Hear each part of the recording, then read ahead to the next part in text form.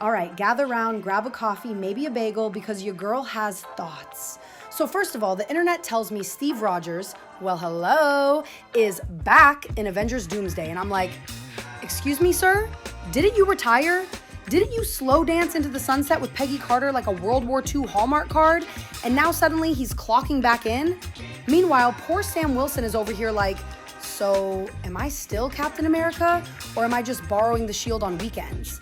Which brings us perfectly to Captain America Issue 0, a comic that basically looked into the future, squinted, and said, relax people, we can have 2 caps without flipping over the goddamn table. This issue throws subtlety out the window and opens with Arnim Zola going full mad scientist Times Square edition. I'm talking big, loud, public chaos, the kind where New Yorkers are one bad day away from turning into, and I quote, Zolasauruses. I can't make this up. Somewhere in Brooklyn, a bodega owner is laughing their ass off.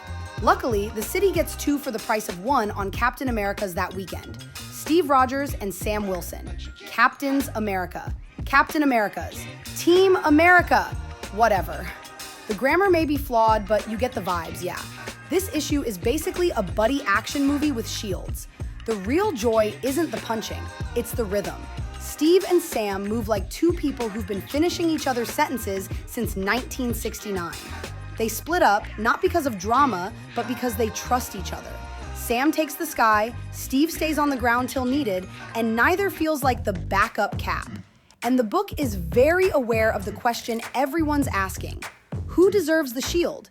If you're talking in the comics, the answer is refreshingly adult, both of them. They have history.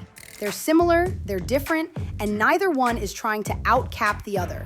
There's even a running joke about how awkward and kinda hilarious it is to share the name. It's wholesome without being corny, which is a miracle in superhero comics. Zola, being a giant evil USB stick with opinions, starts lecturing them about America's flaws. And here's where the book gets smart. Neither cap pretends the country is perfect. They acknowledge the mess. They just refuse to let innocent people pay for it. That's the point. That's the weight of carrying the shield. Now, let's talk MCU problems because I'm happy and annoyed, which is my default setting. Yes, Steve Rogers is back. And yes, I'm not blind. Chris Evans is premium eye candy to me. I get it. But bringing Steve back risks pissing all over Sam Wilson's character in the eyes of some fans. And Steve's endgame ending?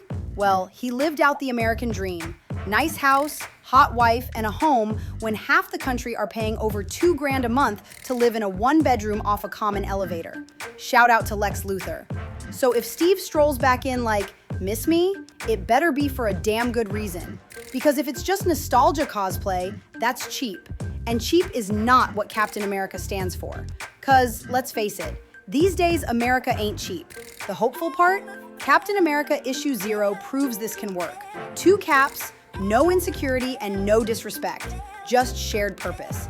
If the MCU takes notes instead of trying to wing it, this could actually bring fans back. In fact, I don't know why some people are bitching the dudes call each other mostly by their first names anyway. And honestly, if it does that, fine. I'll forgive a lot. Even time travel retirement plans. Okay guys, as usual, this is our kingdom and the execs just pop in and out of it. Sort of like me on Des Taylor's channel. Let me know what you think in the comments. Smash a like, subscribe to the channel, and while I'm yapping, check out despopart.com for some hot art and cooler comics. I've been Rina Martini. Love ya, and later.